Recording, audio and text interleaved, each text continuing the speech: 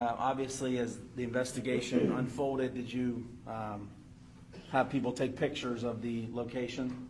Our crime scene came out and photographed and processed the scene. All right, and in this photograph here, as part of the presentation, are these essentially how the cars were there when you arrived on scene? When I arrived on scene, that's how they were, yes.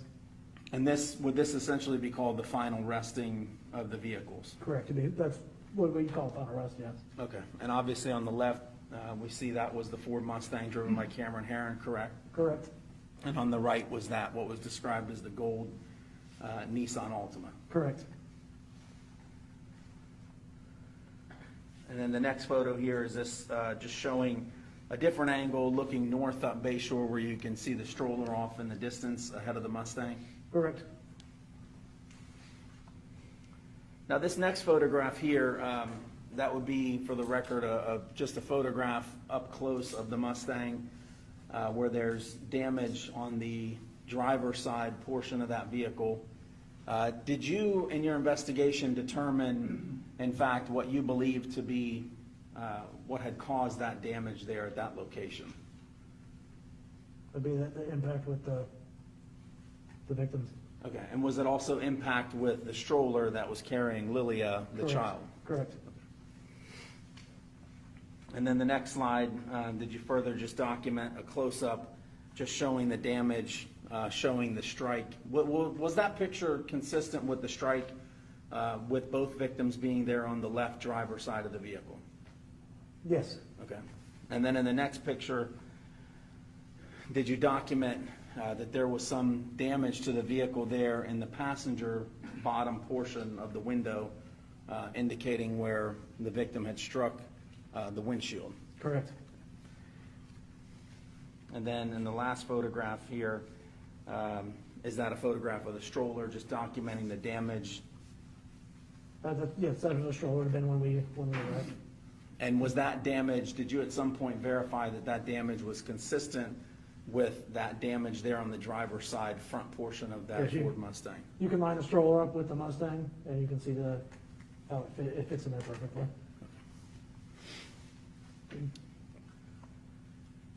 In this next slide, at some point, did you observe video surveillance that was retrieved that was taken right near where the crash had occurred? Yes, I did. All right, and then did someone from Tampa Police Department eventually try to enhance or zoom in on that portion that we're seeing there in between the trees? I did. One of our forensic techs. All right, and if you can just describe to us, before I play it, essentially kind of what we're going to be looking for here before I play this video. And that would be looking kind of southeast on Bayshore. So northbound lanes are going to be, where your green boxes, you're going to see, that's after the crash. Come through that green box area there, and the two cars will. All right, so what we're seeing there as far as like the reference point of that gazebo, just beyond that gazebo across the street through those trees, is that essentially where the impact had occurred? Yes. And the bottom portion of that video that's enhanced showing in between those two trees, is that where we'll see the two vehicles come through and pass through prior to the collision? Yes. I'll go ahead and play this at this time.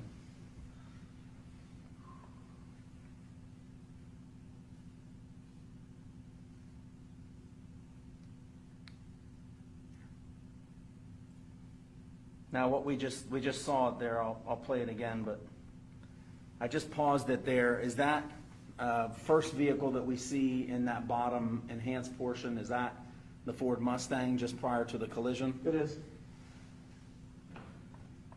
And then, I couldn't stop it, but let me play it again, but the vehicle that we see right behind him, is that the Nissan Altima? It is. And did you determine during your investigation that those vehicles, based on this video and based on the witness statements, appeared to be very close to each other prior to the impact? They were. Okay. But was the Ford Mustang the vehicle ahead of the Nissan Altima? The Mustang was in front, yes. And in this case, there wasn't any evidence, and nor does the court believe that there was any specific intent to do harm, in this case, to the victims. But there was intent to drive at an egregious speed, 102 miles an hour, regardless of the consequences and regardless of who that ended up harming. And then the second part of that, the second component, is the harm caused. And in this case, it's just impossible to have greater harm than the harm that occurred in this case, which was the loss of a mother, loss of a baby, and really the loss of a family as it existed when this occurred.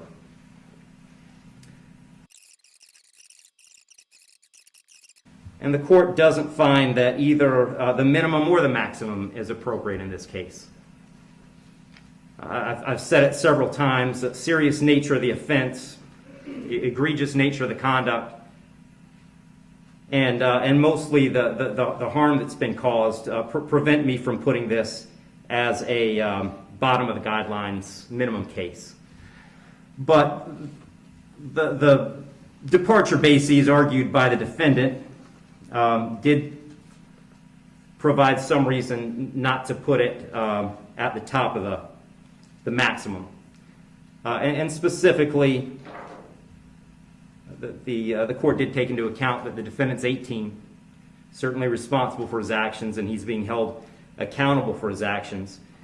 But the age of 18, the court finds, is a mitigating factor and shouldn't put this at a maximum. Also, the complete lack of prior criminal history is something that the court considered as preventing this from being at the top. So having said all that, the court is going really toward the middle between the minimum under the guidelines and the maximum punishment permitted under Florida state law. So on count one,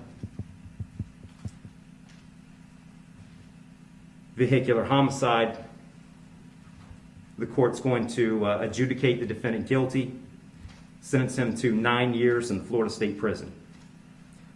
On count two, same charge, the court will adjudicate the defendant guilty, sentence him to 15 years Florida State Prison, and that'll run consecutive to count one for a total of 24 years Florida State Prison. Count three is a misdemeanor, unlawful racing on a highway, so the court will adjudicate the defendant guilty, sentence him to time served.